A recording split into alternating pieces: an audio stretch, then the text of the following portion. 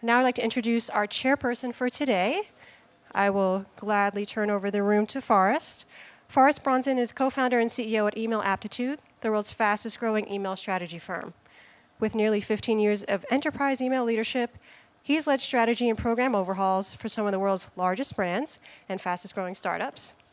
Forrest is an inventor on multiple pending patents and plays a key role in ongoing culture, strategy, and product development for Email Aptitude. Please join me in welcoming Forrest. Good morning, Lori. Thanks so much for the warm intro. Very excited to be here. I think we're poised for a really exciting day. There's going to be some intriguing panels and roundtables, some really great speakers, and I think there's just going to be a lot of really great dialogue throughout the day. For those of you that I don't know yet, I look forward to getting to know you. I think we're going to be spending a lot of good time together today. A little bit about my background. I've been in the space quite a while, and I've been involved with everything from clicking the send button to managing design teams and content calendars to advising ESPs on product and even dealing with Spam House a couple days before Black Friday, which certainly is no fun. For today, want to focus on a couple things. I'm going to dive in briefly to the competitive landscape of email. I think we're seeing some interesting things there. We'll then look at 5 concepts that we're seeing provide some consistent wins with our clients, and hopefully there's a couple takeaways everyone can take back to the team. And then we'll wrap up with some statistics from some recent studies I think you'll find interesting. We'll focus a little bit more on millennials. So, big picture, why are we all here? I think it's because we love our customers, right? I mean, at the end of the day, we want to increase revenue for our brands and drive improvement in KPIs for our email programs. But at the backbone of that, it's our customers. And we're also here because email is critical. This is the email summit room, right? I think this would be a very awkward presentation for the Search Summit. But we're in good hands. I don't need to spend any time convincing this crowd of the importance of email. I think there's going to be some really great discussion throughout the day, and everyone's going to learn quite a bit. But the inbox is definitely getting more competitive. And when we talk about a competitive email landscape, there's a lot of things at play. A couple of which, one is more inbox volume. We'll touch on that in a little bit. We're also seeing some amazing technology. There's access to just some phenomenal tools for personalization, content on the ESP side, on the CRM side, some really great tech out there. And in a lot of cases, we're also seeing brands put more budgets into their programs and evolve their teams to get smarter, to get more nimble, and to get some really, really big achievements. And I think we'd all agree that all of this is fantastic, right? We would rather have more sophisticated programs with very relevant content than the contrary. But it does force all of us as marketers, everyone in this room, to make sure we're doing our part to evolve our programs and continue moving the needle. Does anyone have an inbox with 5,000 or 6,000 unread messages? A couple? Show of hands, anyone at inbox 0 by chance? Ooh, a couple. So I actually have a simple trick that works every time. It's the Gmail archive button. Just kind of select all and archive and poof, everything's gone. If you haven't received a reply from me, it might be due to my inbox 0 strategy there. But big picture, subscribers aren't getting any less busy, and for the most part, our data is showing that marketers aren't sending any less email. Is there anyone here that this year has been sending less email than last year? One? Right. Looking at some day of week stats, the dark blue here is data from about 50,000 brands, 50, and the light blue is the IR 500. We could see for the most part, any given day is fairly competitive. There's no silver bullet Tuesdays. All of a sudden, there's going to be less clutter in the inbox. Some dips on the weekends, some spikes, but for the most part, pretty even. When we look at this from a time of day perspective, it's a little bit different story. About 50% of marketing emails going out by 9 a.m., a little bit of a spike up until noon, and then a steady drop off throughout the day. And we all know there's going to be a lot of other considerations when we talk about time of day. But from a pure competition standpoint and inbox clutter standpoint, very heavy in the mornings, right? So throughout the day, there's going to be a lot of really great strategies, some granular tips on how to improve programs and how to add a lot of value. For the next few minutes, what I want to focus on, we put together the EA Hot 5. Most of these are higher level concepts, but we're seeing consistent wins with a lot of our enterprise clients. And I hope that everyone will at least find 1 or 2 takeaways. The first one is the concept of frequency modeling. I think a common question that that comes up is how often should we be sending, right? Is 3 days a week the magic number? Is 8 times a week too much? What about some brands that are sending 2 or 3 emails a day? Is that overkill? And it's not really a simple answer of yes or no, 3, 5, 8, whatever it is. Rather, what we find provide most value is when we segment customers based on actual email engagement, and then we create frequency tracks and treat everyone differently from a cadence perspective. So don't pay too much attention to these specific numbers. This is a sample model, just a sample breakdown. But in this case, we broke down 4 frequency tracks. Track A, 6 to 8 emails a week with about 7% of the list. Track B, 3 to 4 emails per week, 48% of the list. Track C, 2 emails per week at 5%. And track D, 1 email per week at 40% of the list. And what we find usually is twofold. We decrease attrition, that's the first, by having a better subscriber experience.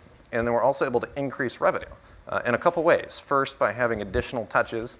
So if in this sample case, the baseline is 3 times a week, we have additional touches to subscribers that are showing us through action that they're receptive to more touches, so we increase revenue that way. But then we also find that we increase revenue by decreasing cadence with certain cohorts. And I think most ESPs will fight me aggressively on that statement, but it's what our data has been showing. By creating that better user experience combined with very personalized content, very hyper-targeted content, we're able to increase revenue by decreasing volume. All right, next, weather-based targeting. Is anyone in here doing any segmentation or targeting based on weather right now? A couple, very cool. We get very, very excited about the weather. The weather has such a tremendous impact on so many different businesses. It's not just apparel or snow tires or umbrellas. There's so many industries and so many products that are impacted by the weather. And when we think about weather-based targeting, we'll look at some examples later of some live content within email based on the recipient's open location. Where we find the bigger wins, though, are with automation and triggers based on weather. So we're triggering content based on a specific weather event. Some common conditions would be temperature dips and spikes. It's especially important with apparel as we're transitioning seasons. Rain, snow, some typicals. But there's also over 100 emergency alerts and warnings that we could either trigger off of, or more often than not, we actually use these as negative segment criteria. So an example would be you have your very friendly, fun promo email on a Sunday, but you may not want to be deploying that to customers that are in a potentially dangerous situation, a hurricane or a tornado. So in terms of long-term value and long-term goodwill, we're able to exclude based on certain emergency alerts and conditions, which can be really powerful. Number 3, Payday elasticity triggers. This is kind of a fancy way of saying, think about sending emails to your customers when they might have more money to purchase from those emails, right? Pretty simple in concept, but could be very powerful. We've been doing a lot of testing around 1 to 4 day windows post normal payday cycles, the 1st and the 15th. And there's a lot of other considerations there that we're using to dial in, but when we could then identify those customers that have a higher propensity to buy during those windows and a potential lower propensity to buy during other windows, it gives us a couple more tools in the arsenal. We could aim to maximize share of wallet during those windows with promo, or we can save promo for other times of the month when they might be less likely to purchase. And it takes a little bit of work. We could talk more offline on how to really dial this in with the modeling. But once it's identified, we've seen some really cool wins.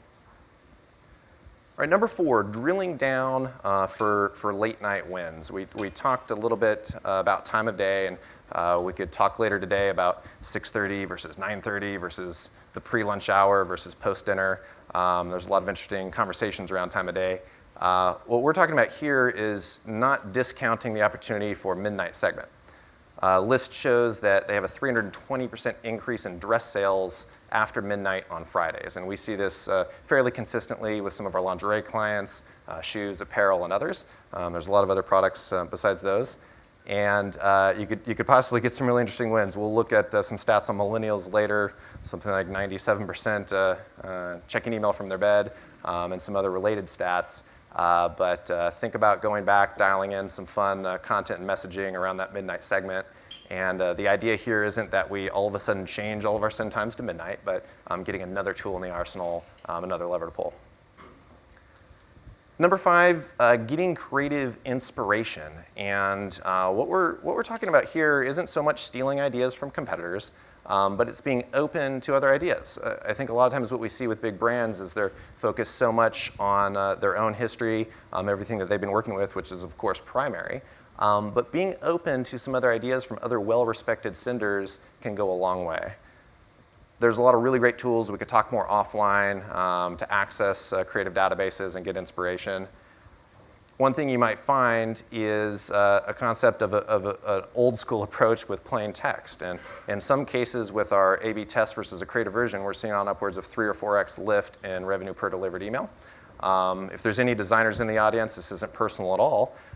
In this example, this is, I think, touch 4 of MeUndies' non-customer welcome series. And it's very simple. Hey, Jim, you haven't tried MeUndies yet. It's going to change your life. It's going to be the most comfortable underwear you've ever worn. It is actually. It's amazing. And here's 20% off to give it a shot. And all of a sudden, we create a very personal one-to-one communication with our subscribers. And we have the ability to get very, very personalized in a narrative that we otherwise might have a challenge with normal creative. And again, the idea is not that we all of a sudden change our email program and go old school with plain text. It's to go back, justify a test, build a business case, and then from there have another tool in the arsenal to create a very intriguing experience and ultimately make more money. If anyone is concerned about getting sign-off from the exec team or from the design team, I'm happy to chat later. Oftentimes it comes back to this isn't on brand, and our response is usually, well, good customer engagement and making more money should be on brand, and we could talk about building a business case and getting justification for a test. Getting into kind of some basic time of open tech, and I think that's one of the really cool opportunities on the technology side is being able to, when your subscriber opens, know exactly what device they're on, what that device will support, where they're located, and then do some really intriguing things with live content. These 2 examples are pretty rudimentary, but countdown timer, just so it's not an animated GIF, but it's continuously going down. Once it's up, we're able to change the content dynamically for end of sale. Live weather, there's lots of use cases here where when they open, we're able to show the forecast or have dynamic content or banners based on weather conditions. Or even live shipping info. Instead of having them click through and go through multiple steps to find their shipping info or to paste that horrendously long UPS code at ups.com, we could show the live status update with an email relatively easily. So if they check back in a couple hours or in a couple days, it'll be the most up-to-date info and creating a really, really rich experience. All right, so hopefully with those 5 concepts, mostly high level, there's a couple takeaways. Happy to talk more offline throughout the day. What I want to look at next are some statistics from some recent studies focused a little bit more on millennials. I think millennials have been a really hot topic lately. A lot of folks concerned that these young folks are taking over the world and what's happening with our email program, it's going away. I think some of these stats will put everyone at ease. Goldman Sachs shows us that there's roughly 92 million millennials, and Bazaar Voice shows us that by 2018, millennials will actually have the most spending power of any generation. We're pretty much there. We're at the tip of 2017. Bazaar Voice also shows that 84% of millennials say that UGC, user-generated content, has influence on what they purchase. And I think the second panel of the day will certainly touch on this more with content and how UGC plays an important factor in engagement. 74% of millennials prefer email over other channels, calling it a part of everyday life. And to clarify, prefer email for marketing promotions. 70% of millennials are checking emails from their bed. 98% check their personal email every few hours at work, and 87% checking the work email outside of work. So fear not, millennials are checking email all over the place. And 72% believe that in 10 years, email is more likely to be around than Facebook, cable TV, and Twitter. But over 60% feel that they receive too many emails. So going back to the conversation on cadence, and I think there's going to be a lot of a good conversation throughout the day on the topic. We need to make sure that regardless of cadence, that we're providing a really awesome experience, really targeted content, and not abusing that privilege to be in the inbox. And finally, while millennials are a huge segment, 92 million, let's not forget about baby boomers and Gen X, collectively over 100 million, ton of opportunities, and We need to stay focused on a lot of the changes that millennials are doing with the channel in terms of adoption of mobile and other engagement stats, but that doesn't mean that we should completely neglect other consumer behaviors. So that wraps up. I appreciate your time and excited to get to know everyone a little bit more today. I think we're going to have some lively discussion and look forward to introducing our next keynote.